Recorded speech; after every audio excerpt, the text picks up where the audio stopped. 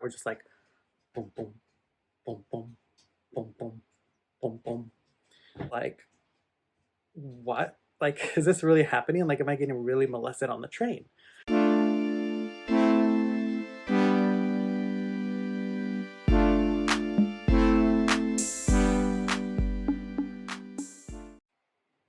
Hi, everybody, it's me, SLJ. So today I'd like to talk to you about something that happened to me about, how many years ago was this? About 3 years ago. As everybody has heard, Japan is quite famous for Chikan, aka groping on the train. And, this is one of the things I feel that a lot of women hear about on a daily basis, not only if you're a foreign woman, but also if you're a Japanese woman. Um, and it's gone, I feel that it's gotten a lot better over the last couple of years, especially in places like Tokyo, where a lot of major trains like the Saikyo line, Yamanote line, etc., have placed cameras on all the trains to make sure to catch these people who do touch women inappropriately during crowded trains. However, I feel that there's still situations that happen on these trains, and today I'd like to talk to you about my experience riding on a crowded train and dealing with gropers. So let's get started.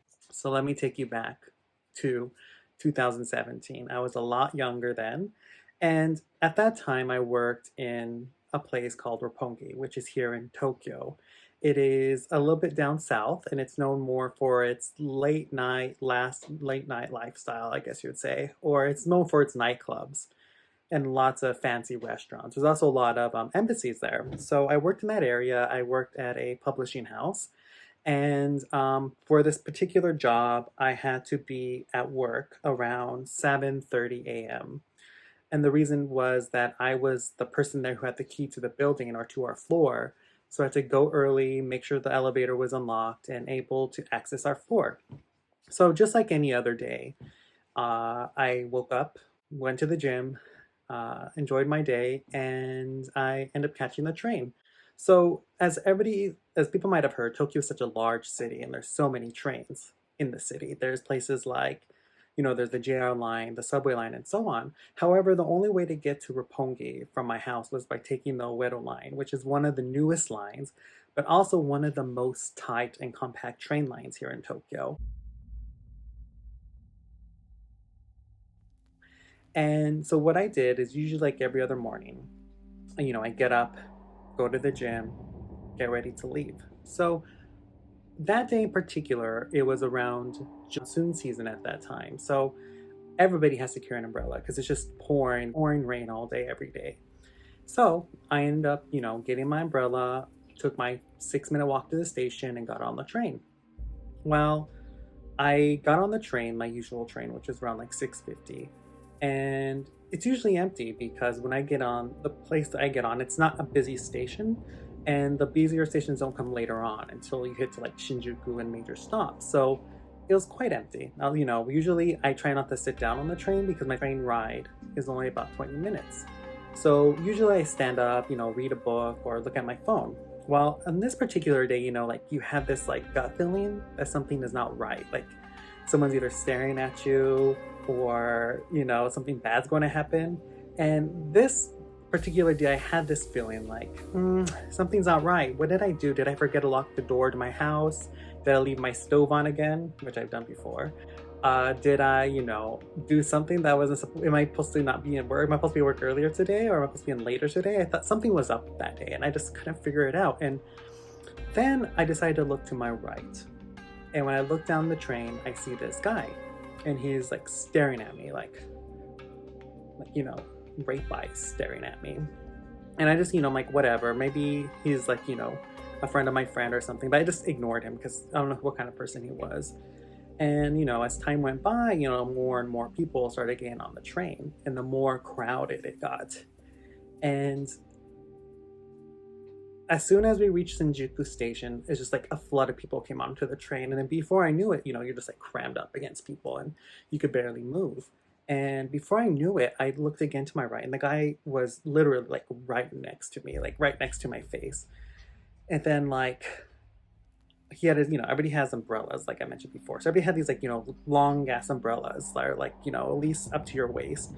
And he put his umbrella down like this, like right next to my waist. And he turned his hand where it was like facing my crotch area, and he just slowly like, I can't do it, but like this is my crotch, right? And he's just kind of like, and like I was just like, what? Like, is this really happening? Like, am I getting really molested on the train?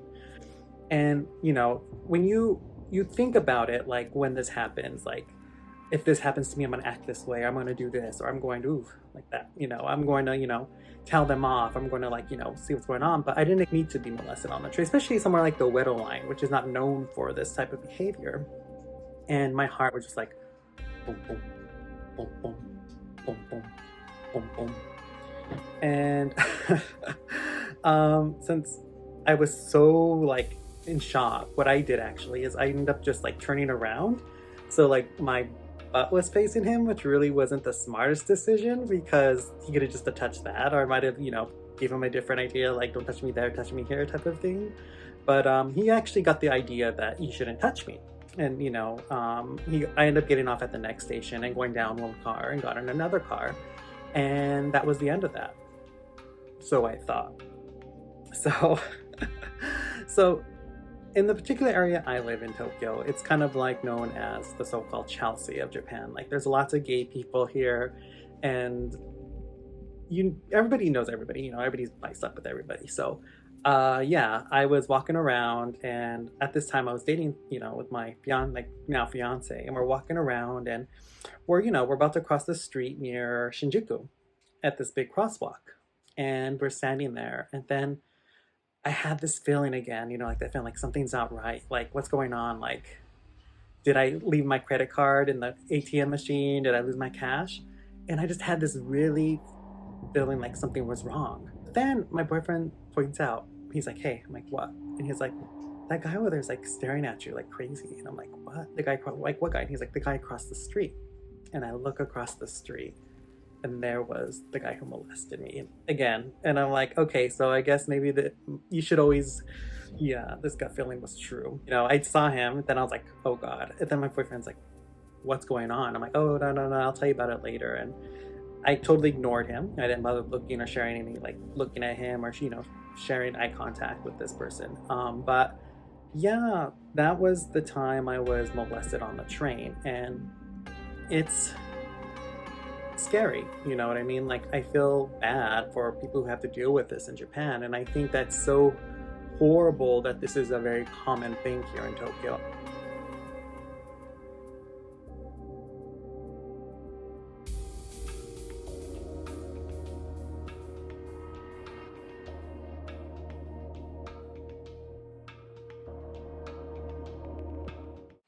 And that was my story time today. So I hope you enjoyed it. And I still have many videos coming out of my last 16 years in Tokyo, as well as some more cosmetic reviews. And I will see you all later. Bye.